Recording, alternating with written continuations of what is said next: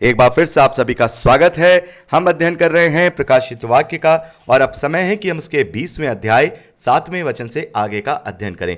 7वें वचन से लेकर 9वें वचन तक लिखा है, जब 1000 वर्ष पूरे हो चुकेंगे तो शैतान कैद से छोड़ दिया जाएगा।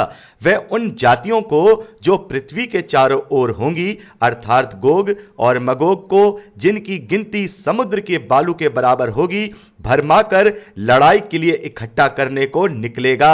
वह सारी पृथ्वी पर फैलकर पवित्र लोगों की छावनी और प्रिय नगर को घेर लेंगी और आग स्वर्ग से उतरकर उन्हें भस्म करेगी। तो मेरे प्यारे भाई बहनों, पिछली रिकॉर्डिंग में हमने देखा कि प्रभु यीशु मसीह 1000 साल के लिए अपने लोगों के साथ फिजिकल भौतिक रूप से यहां पर राज्य करेंगे और उस 1000 साल के पूरे हो जाने के बाद शैतान को एक बार फिर से कैद में से छोड़ दिया जाएगा और इस बार भी शैतान अपनी हरकतों से बाज नहीं आएगा और वो उन जातियों को जो पृथ्वी के चारों ओर होंगी। मेरे प्यारे भाई बहनों, हमने देखा कि अभी कुछ जातियां, कुछ पृथ्वी पर जो लोग हैं वो बाकी थे, अभी उस विनाश में वो मारे नहीं गए थे और वो खाना बदोशों की तरह 1000 साल तक उस छावनी के बाहर, यानी कि जो प्रभु का राज्य है जिसमें उसने 1000 साल का राज्य किया, उस प्रिय नगर के चारों ओर जो कि वीराना है, जंगल है, कोई सुविधा नहीं, कुछ नहीं, वहां पर उन्होंने 1000 साल का राज्य किया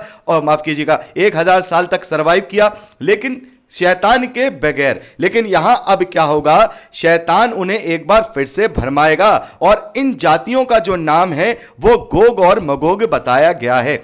अगर आप इसके विषय में और अच्छी तरह से जानना चाहते हैं कि गोग और मगोग क्या है, तो मैंने इसके विषय में एक संदेश बनाया है, उसका लिंक भी मैं आज के संदेश के नीचे आपको प्रोवाइड करा दूंगा, तो आप वहां पर उसे देख सकते हैं। और कुछ बातें ऐसी होती हैं जो हमें तभी समझ में आएंगी जब हम प्रभु से मिलेंगे, लेकिन हम आकलन जरूर कर सकते हैं। तो मैंने भी अध्ययन करके उसका आकलन किया है कि ये गोग और मगोग कौन है। तो अगर आप विस्तार से जानना चाहते हैं तो इस लिंक को जो मैंने आपको दिया है उसे आप देख सकते हैं।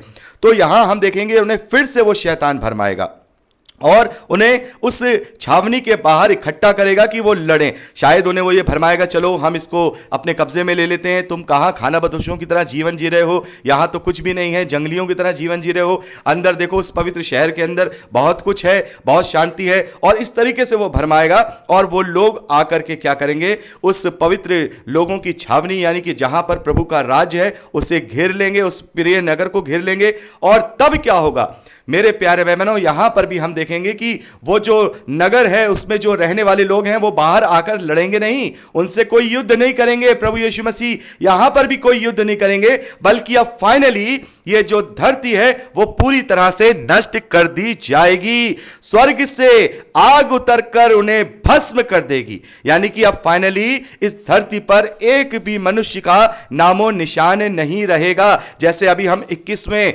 अध्याय में पढ़ेंगे, फिर मैंने नए आकाश और नई पृथ्वी को देखा, क्योंकि पहला आकाश, पहली पृथ्वी जाती रही और समुद्र भी ना रहा। तो मेरे प्यारे भाई बहनों, ये फाइनली ये वो क्षण होगा जब पुरानी पृथ्वी और पुराना आकाश और समुद्र सब जाता रहेगा। इस धरती पर अब कोई भी मानव जाति का नामो निशान नहीं रहेगा। आगे 10वें वचन में लिखा है, उनका भरमाने वाला शैतान आग और गंधक की झील में, जिसमें वह पशु और झूठा भविष्यवक्ता भी होगा, डाल दिया जाएगा और वे दिन रात युगानुयुग पीड़ा में तड़पते रहेंगे।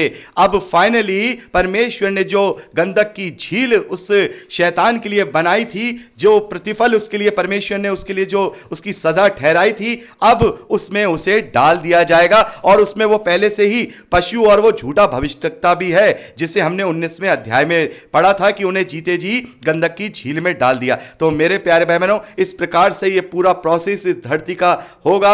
अंत के दिनों में इस प्रकार से इस पूरी धरती, पूरे इस पुराने आकाश को पूरी तरह से नष्ट कर दिया जाएगा। उससे पहले 1000 साल का राज्य प्रभु यीशु मसीह के द्वारा किया जाएगा, जिसमें वो पहली श्रेणी के लोग जिनका न्याय नहीं होगा, जिन्होंने अपने सरों को प्रभु के वचन के लिए, परमेश्वर के वचन के लिए और गवाही के लिए कटवा लिए, जिन्होंने उस पशु की छाप नहीं ली, जो प्रभु के जो चेले थे वो सब पुनः जीवित होकर पहले पुनरुत्थान में उसके साथ उसके राज में राज करेंगे और वो 1000 साल तक राज करेंगे। और इन सब बातों के बाद जब इस धरती पर पूरी रीति से स्वर्ग से आग गिर करके उन्हें भस्म कर देगी, उसके बाद फाइनली अंतिम न्याय का सिंहासन लगाया जाएगा। यानी कि अब न्याय की प्रक्रिया शुरू की जाएगी। यानी कि पहले वो लोग जिनका न्याय नहीं किया गया, जो न्याय के लिए नहीं थे, जिन पर दूसरी मृत्यु का कोई भी अधिकार नहीं था, वो प्रभु के साथ पुनरुत्थान में भागी हो गए, वो उसके साथ जीवित होकर राज्य करने लगे। अब वो लोग जिनका न्याय किया जाएगा, उनके लिए बड़ा सिंहासन सजाया जाएगा। 11वें वचन में हम पढ़ते हैं, फिर मैंने एक बड़ा श्वेत सिंहासन उसको जो उस पर बैठा हुआ है देखा, उसके सामने पृथ्वी और आकाश भाग गए, उनके लिए जगह नहीं मिली। मेरे प्यारे बहनों, यहां पर हम देखते हैं जो पुराना आकाश, पुरानी पृथ्वी है, वो सब उसके सामने से चले गए और उन्हें जगह नहीं मिली। और यहां 12वें वचन में हम देखते हैं, फिर मैंने छोटे बड़े सब मरे हुओं को सिंहासन के सामने खड़ा हुआ देखा और पुस्तकें खोली गई, और फिर एक और पुस्तक खोली गई, अर्थात जीवन की पुस्तक। और जैसा उन पुस्तकों में लिखा हुआ था वैसा ही उनके कामों के अनुसार, बड़े ध्यान से इस बात को सुनिए, उनके कामों के अनुसार मरे हुओं का न्याय किया गया। आगे 13वें वचन में लिखा है, समुद्र ने उन मरे हुओं को जो उनमें से थे दे दिया, और मृत्यु और अधलोक ने जो उनमें मरे हुए थे उनमें से उन्हें दे दिया, और उनमें से हर एक को उनके कामों के अनुसार उनका न्याय किया गया। तो मेरे प्यारे भाई बहनों, हमने क्या देखा? हमने देखा कि पहली श्रेणी, उनका कोई न्याय नहीं किया गया और वो पूरी रीति से उन्हें पुनरुत्थान के लिए जीवित किया गया और वो प्रभु के साथ 1000 साल के लिए राज्य करते हैं।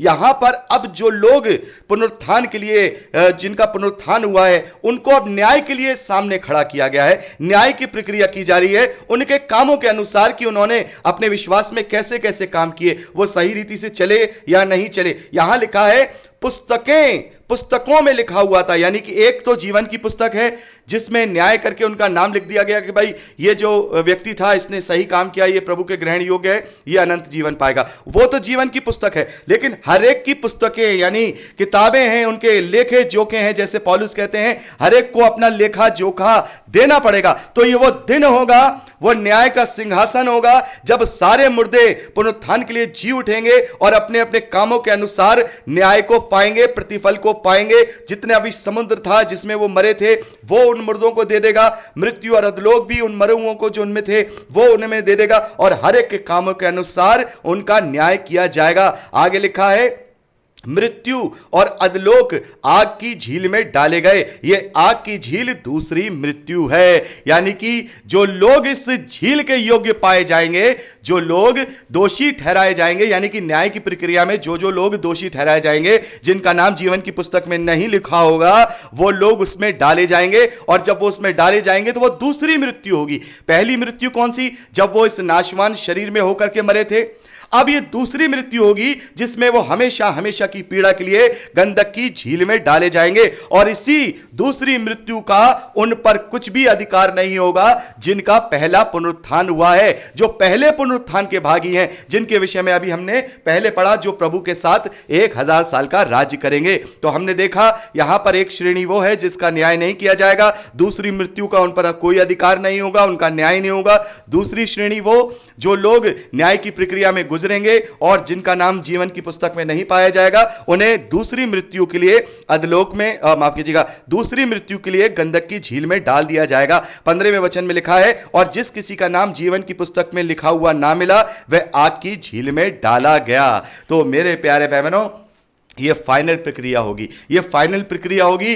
सबके लेखे जोखे यहां पर दिखाई देंगे, सबके बारे में बताया जाएगा किसने क्या किया, किसने क्या नहीं किया, और जो कोई भी उस अनुग्रह के टर्म और कंडीशन में फिट नहीं बैठेगा, जिसका नाम जीवन की पुस्तक में नहीं पाया जाएगा, उसको उस दूसरी मृत्यु के लिए गंधक की झील में हमेशा हमेशा की पीड़ा के लिए डाल दिया जाएगा। तो मेरे प्यारे भाई बहनों, एक वचन पर हम और गौर करेंगे, 14वें वचन पे। यहां लिखा है, मृत्यु और अधलोक आग की झील में डाले गए। मृत्यु और अधलोक, उन दोनों का अस्तित्व अब खत्म हो जाएगा, क्योंकि मृत्यु का तो अस्तित्व वैसे ही नहीं रहेगा। अब मृत्यु का कोई अस्तित्व नहीं है, क्योंकि जो लोग दोषी ठहराए गए हैं वो गंधक की झील में दूसरी मृत्यु के लिए डाले जाएंगे, और जो लोग अनंत जीवन के लिए पाए गए हैं उन्हें अनंत जीवन दिया जाएगा। उन पर अब मृत्यु की प्रभुता नहीं रहेगी। तो अब मृत्यु को भी पूरी रीति से उसके अस्तित्व को वहां खत्म कर दिया जाएगा। और बात आती है अधलोक की, अधलोक को भी खत्म कर दिया जाएगा, यानी कि न्याय की प्रक्रिया तक अधलोक का अस्तित्व है। यानी कि आज भी अधलोक का अस्तित्व है। और अधलोक का क्या कार्य है इस वक्त, उसका अस्तित्व क्यों है? क्योंकि जो लोग दोषी ठहराए जा चुके हैं, जैसे मैंने आपको बताया, 3 श्रेणियां हैं। जिनका पहला, जिनका न्याय नहीं होगा, वो पहले पुनरुत्थान के साथ प्रभु के साथ 1000 साल का राज करेंगे। दूसरा, जिनका न्याय किया जाएगा। तीसरा, जो दोषी ठहराए जा चुके हैं। तो जो दोषी ठहराए जा चुके हैं वो कहां हैं इस वक्त? जब तक न्याय की प्रक्रिया नहीं होगी, जब तक वो कहां हैं मेरे प्यारे भाई बहनों? वो लोग अधलोक में पीड़ा पा रहे हैं। जैसा हम लूका के सुसमाचार 16वें अध्याय में पढ़ते हैं, प्रभु यीशु मसीह ने जो निर्धन लाजर और धनी व्यक्ति का जो दृष्टांत दिया है, उसमें हम देखते हैं कि वो अधलोक में पीड़ा पाता है। तो इसका मतलब यह है कि आज भी अधलोक का अस्तित्व है। वहां पर दोषी ठहराए जा चुके लोग पीड़ा पा रहे हैं। और उस वक्त जब न्याय कर दिया जाएगा, दूसरी मृत्यु दे दी जाएगी, तो उस वक्त ना तो अधलोक की जरूरत है, ना ही मृत्यु की प्रभुता है। तो मृत्यु और अधलोक को भी उस झील में डाल दिया जाएगा। उनका अस्तित्व हमेशा हमेशा के लिए खत्म हो जाएगा। अब उनकी किसी भी तरीके से उस राज्य में जरूरत नहीं होगी। तो मेरे प्यारे भाई बहनों, इस प्रकार से पूरा जो न्याय है वो किया जाएगा। यहां पर पूरी रीति से प्रकाशित वाक्य में सब कुछ समझा दिया गया है, कैसे अंत के दिनों में सारी बातें होंगी, कैसे चिन्ह होंगे, कैसे जो प्रकोप होंगे वो होंगे, कैसे परमेश्वर का जो राज्य है प्रभु यीशु मसीह का 1000 साल का वो होगा। फिर उसके बाद सबसे लास्ट में न्याय का सिंहासन सजेगा और न्याय किया जाएगा, और लोगों को उनके कामों के अनुसार उनके ऊपर दोष या उनको दोष मुक्त किया जाएगा, और उसी हिसाब से उन्हें प्रतिफल दिया जाएगा। तो मेरे प्यारे भाई बहनों, यहां पर हमने 20वें अध्याय को भी पूरी रीति से कंप्लीट कर लिया है।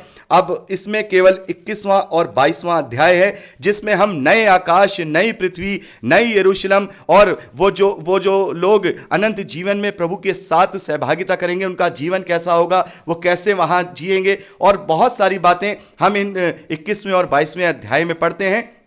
तो ये हमारा अब जो अगला जो हमारा जो अध्ययन का जो रिकॉर्डिंग या पार्ट होगा, अब ये हमारा फाइनली प्रकाशित वाक्य का आखिरी पार्ट होगा। और परमेश्वर का कोटि कोटि धन्यवाद है, ये साथ में हमारे नए नियम का भी आखिरी पार्ट होगा, और इसके साथ ही हम पूरे नए नियम का अध्ययन भी कंप्लीट करने जा रहे हैं। और परमेश्वर का कोटि कोटि धन्यवाद है, उसने हमें इस योग्य बनाया कि हमने इस तरीके से पूरे नए नियम का वचन बाई वचन अध्ययन करा, पूरे धीरज के साथ पेशेंस बनाए हुए हमने इसका अध्ययन करा, और परमेश्वर का हम कोटि कोटि धन्यवाद करते हैं। और यहां अब इस आखिरी पार्ट के बाद मेरे प्यारे भाई बहनों, हम 1 हफ्ते का गैप लेंगे, यानी कि ये आपको मंडे को दिया जाएगा, और मंडे को दिया जाएगा। उसके बाद जो आपके पास अगला अध्ययन आएगा, फिर वो अगले मंडे को आएगा। ये 1 हफ्ते का गैप मैं इसलिए दे रहा हूं ताकि जो लोग पीछे रह गए हैं वो अपनी कवरिंग कर लें, और मुझे भी कुछ समय चाहिए स्टडी करने के लिए। तो 1 हफ्ते का गैप होगा, उसके बाद अगले मंडे से हम पुराने नियम का अध्ययन शुरू करेंगे। और पुराने नियम का अध्ययन हम किस प्रकार से करेंगे मैं आपको तभी बता दूंगा। तो प्रार्थनाओं में याद रखिएगा कि परमेश्वर का धन्यवाद है कि हमने आज एक पड़ाव पूरा करने की ओर अग्रसर हैं। केवल एक ही पार्ट अब हमें बनाना है, रिकॉर्ड करना है, 21वां और 22वां अध्याय। उसके बाद हमारा नए नियम का अध्ययन कंप्लीट हो जाएगा। तो प्रार्थनाओं में याद रखिएगा, नया जो हम जो अपनी शुरुआत करेंगे पुराने नियम के अध्ययन के लिए, उसके लिए आप लोग प्रार्थनाओं में याद रखिएगा कि प्रभु अपनी भेद की बातों को, क्योंकि पुराने नियम में बहुत सारी भविष्यवाणियां, बहुत सारी बातें ऐसी हैं जिन्हें पवित्र आत्मा के बिना समझना या समझाना संभव नहीं हो पाएगा। तो बहुत ही प्रार्थनाओं की आपके जरूरत होगी ताकि हम हर एक बात को, हर एक वचन को सही रीति से समझने और जानने पाएं। तो प्रभु आप सबको बहुत की आशीष दे, अपने वचन में दृढ़ करे, यीशु के सामर्थी नाम में आमीन। प्रेज